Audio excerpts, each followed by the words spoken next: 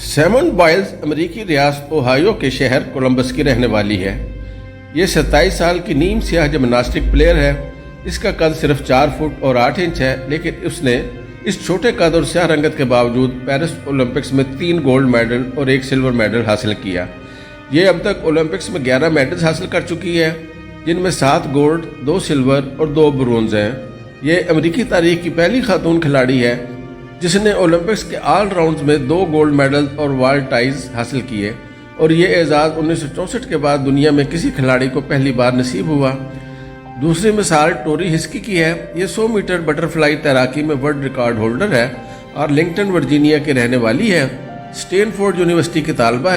یہ بھی Paris Olympics میں 3 گولڈ اور 3 سلور میڈل حاصل کیے۔ اور تیسری مثال گیریبل تھامس کی ہے۔ یہ بھی سیاہ فام امریکی ہے۔ جمیکا سے نقل مکانی کر کے والدین کے ساتھ امریکہ آئی۔ اٹلانٹا جارجیا میں رہتی ہے۔ ہارورڈ یونیورسٹی سے ایم اے کیا ہے، اور یہ 200 میٹر کی ریس میں دنیا کی دوسری تیز ترین ایتھلیٹ ہے۔ اس نے بھی پیرس اولمپکس میں ٹریک اینڈ فیلڈ ایتھلیٹکس میں 3 گولڈ میڈل حاصل کیے، لیکن آپ ان تینوں کی بدقسمتی دیکھیے۔ اولمپکس میں پوری دنیا کو حیران کرنے کے باوجود امریکی صدر نے ان کے لیے کسی تقریب کا اہتمام کیا، اور نہ انہیں کروڑوں ڈالر کے تحفے دیے، اور نہ سول ایوارڈز۔ یہ لوگ چند دن خبر بنے، اور اس کے بعد یہ اب عام معمول کی زندگی گزار رہے ہیں۔ اور یہ صرف 3 لوگ نہیں ہیں، یہ 126 ہیں، اور یہ تمام سرکاری توجہ سے محروم ہیں۔ کیسے؟ پیرس اولمپکس میں سب سے زیادہ میڈلز امریکہ نے حاصل کیے۔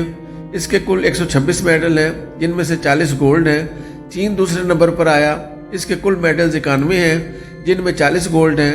جاپان کل 45 میڈلز کے ساتھ تیسرے نمبر پر آیا، ان میں 20 گولڈ ہیں۔ اور آسٹریلیا چوتھے نمبر پر ہے، جس کے کل میڈلز 53 ہیں، جن میں 18 گولڈ ہیں۔ یہ میڈلز کس کس کھلاڑی نے کس کس گیم میں حاصل کیے دنیا نہیں جانتی، جبکہ ان میں ہر کھلاڑی کی کہانی حیران کن اور سبق آموز ہے۔ دنیا میں ہر سال گیمز میں کھلاڑیوں کو میڈلز ملتے ہیں، کیوں؟ اس کی 2 وجوہات ہیں۔ پہلی وجہ، سپورٹس ایک غیر فطری عمل ہوتا ہے۔ ہم انسانوں کی جسمانی حدود ہوتی ہیں، سپورٹس مین ان حدوں کو توڑ دیتے ہیں، لہٰذا انہیں ایوارڈ دیے جاتے ہیں۔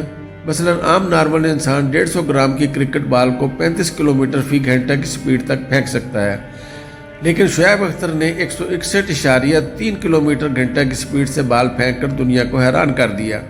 ہم پاؤں سے 450 گرام کے فٹ بال کو زیادہ سے زیادہ 35 کلومیٹر فی گھنٹہ کی سپیڈ سے پھینک سکتے ہیں، لیکن ایک کھلاڑی نے اسے 129 کلومیٹر فی گھنٹہ کی سپیڈ دے دی، اور عام انسان پانی میں 8 کلومیٹر فی گھنٹہ کی رفتار سے تیر سکتا ہے، لیکن مائیکل فلپس نے 8.8 کلومیٹر فی گھنٹہ کی سپیڈ سے تیر کر دنیا کو حیران کر دیا۔ یہ تمام لوگ چیمپئن ہیں کیونکہ انہوں نے انسانی حدیں توڑ دیں، اور اس نوعیت کے کارنامے دنیا میں روزانہ ہوتے ہیں۔ روز کسی نہ کسی فیلڈ میں کوئی نہ کوئی چیمپئن پیدا ہوتا ہے، اور روز اسے ایوارڈ اور میڈل دیے جاتے ہیں۔ اور دوسری وجہ پیسہ اور پاپولیرٹی ہے۔ اسپورٹس میں بڑی بڑی کمپنیاں اور ادارے سرمایہ کاری کرتے ہیں، اور کھلاڑیوں کے بغیر یہ سرمایہ کاری ممکن نہیں ہوتی، لہذا دنیا بھر کے کلبز نئے کھلاڑی ڈیولپ کرتے ہیں۔ یہ کھلاڑی اسپورٹس انڈسٹری کو ملتے ہیں، اور انڈسٹری ان کے ذریعے پیسہ کماتی ہے، لہذا ہم یہ کہہ سکتے ہیں کہ اسپورٹس بھی بے شمار دوسرے بزنس کی طرح ایک بزنس ہے۔ ہم اگر اس بیک گراؤنڈ میں ارشد ندیم کو رکھ کر دیکھیں تو کچھ سوال پیدا ہوتے ہیں۔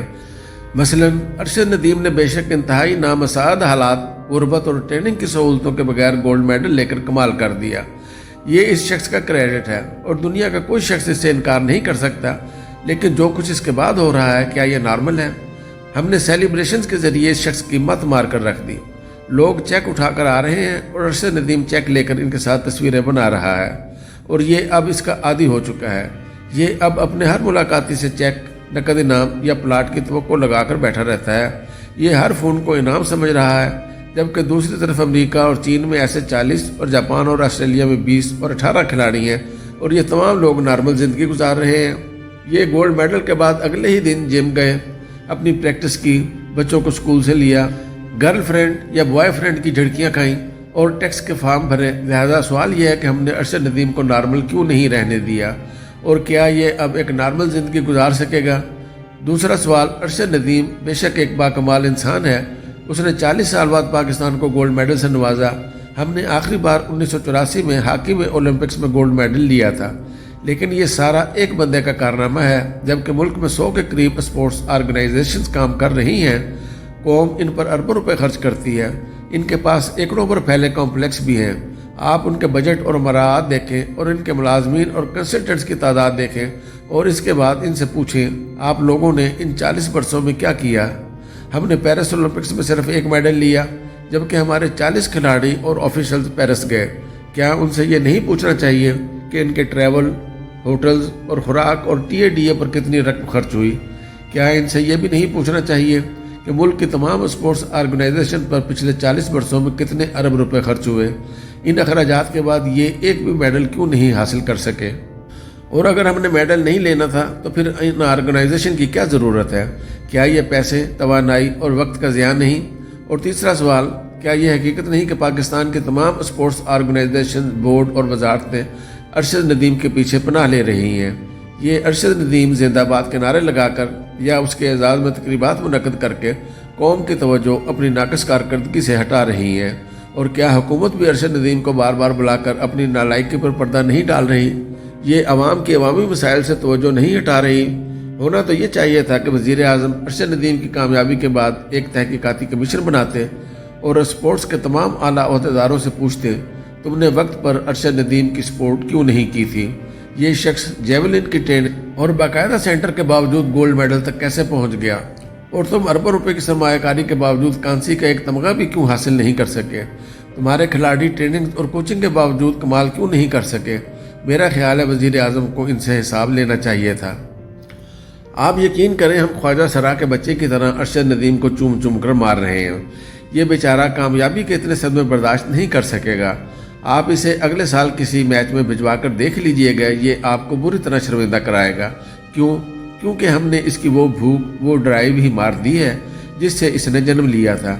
हमें चाहिए था हम इसे छोटा सा घर, गाड़ी और ताहयात तनख्वाह दे देते, इसके नाम पर एक फ़ंड बनाते, गवर्नमेंट और बिजनेस मैनेज फंड में रकम जमा करा देते, इसे ज़मीन का एक टुकड़ा लाट कर दिया जाता, ये वहाँ जेवलिन की एकेडमी बना लेता और अपने जैसे बच्चे तलाश करके उनको ट्रेनिंग देता।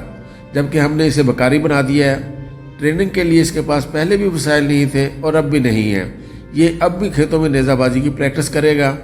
मेरी हुकूमत से दरख्वास्त है, आप मुल्क की तमाम सरकारी स्पोर्ट्स ऑर्गेनाइजेशन ख़त्म कर दें। मुल्क को किसी स्पोर्ट्स बोर्ड, वज़ीर या वजारत की ज़रूरत नहीं है। ये सरमाए, तवानाई और वक्त का ज़िया है। आप इसके बजाय ये रकम रिकॉर्ड होल्डर्स, मेडल होल्डर्स और चैम्पियंस को दे दें। ये अपनी अपनी एकेडमीज़ और क्लब बनाएं और नए खिलाड़ियों को ट्रेनिंग्स दें। खिलाड़ी जब एक ख़ास हद को छू लें तो हुकूमत इन्हें मुकाबलों में भिजवा दे और अगर ये कामयाब हो जाएं तो हुकूमत की तरफ से इनके लिए इनामात और एजाज़ात फ़िक्स हों। ये उन्हें खुद ब खुद मिल जाएं। हुकूमत का इसमें कोई अमल दखल ही ना हो। आप इसमें सिंगापुर और हांगकांग की मिसाल ले सकते हैं। ये दोनों मुल्क ओलंपिक्स में गोल्ड मेडल लेने वाले खिलाड़ियों को $1 मिलियन देते हैं और बस। ये खिलाड़ियों को अरशद नदीम की तरह चूम चूम कर नहीं मारते।